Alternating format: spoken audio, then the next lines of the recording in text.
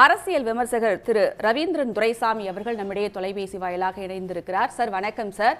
தேவரின் குரு பூஜை விழாவையொட்டி தற்போது செங்கோட்டையன் அவர்களும் பன்னீர்செல்வம் அவர்களும் ஒரே காரில் பயணித்துக் கொண்டு வந்திருக்கிறார்கள். இதை எப்படி எடுத்துக்கிறீங்க? எதை காட்டுகிறது?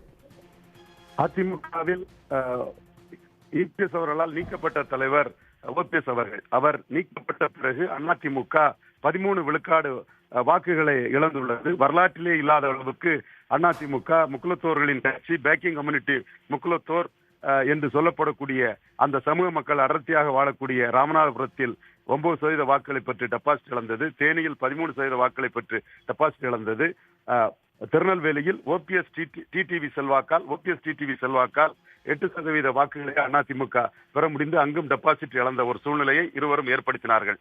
இந்த சூழ்நிலையில் எடப்பாடி பழனிசாமியை முன்னிறுத்தி முதல்வராக முன்னிறுத்தி களம் கொண்டால் மு.க.ஸ்டாலினை எதிர்கொள்வது மிகவும் கடினம். அனைத்து சமூகத்துக்கும் பொதுவான ஒரு முதல்வராக இருக்கக்கூடிய ஸ்டாலினுக்கு போட்டியாக பல சமூகங்களின் எதிர்ப்பை கொண்ட எடப்பாடி பழனிசாமியை முன்னிறுத்துவது சரியாக வராது என்று எடப்பாடி பழனிசாமியுடன் இருக்கக்கூடிய முன்னணி தலைவர்களே கருதுகிறார்கள்.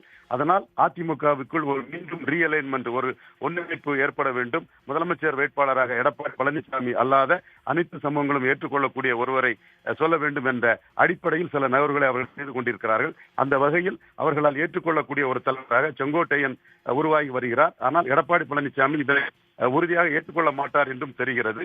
இவர்களுடைய நகர்வு என்னவென்றால், சசிகலாவை நீக்கிய எடப்பாடி பழனிசாமி, ஓபிஎஸ்ஐ நீக்கிய எடப்பாடி பழனிசாமி, டிடிவி நீக்கிய எடப்பாடி பழனிசாமி முக்குலத்தோருடன் வெறுப்பை சம்பாதிச்சிருக்கிறார்.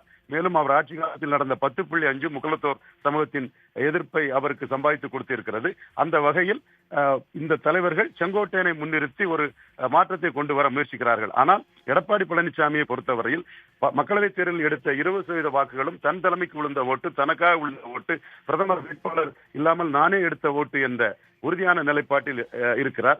எனவே இவர்களின் முயற்சி பலிக்குமா என்று தெரியவில்லை. ஆனால் எடப்பாடி பழனிசாமியை முன்னிறுத்தி மு.க.ஸ்டாலினை எதிர்கொள்ள முடியாது என்ற கருத்து இப்பொழுது எடப்பாடி பழனிசாமியுடன் இருக்கும் முன்னணி தலைவர்கள் சி.வி. சண்முகம் போன்றவர்களுக்கும் இருப்பதாக தகவல்கள் தெரிவிக்கின்றன.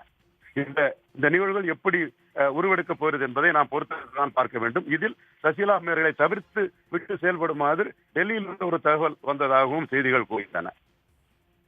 இணைப்பில் கருத்துக்களை பகிர்ந்து கொண்டமைக்கு நன்றி சார்.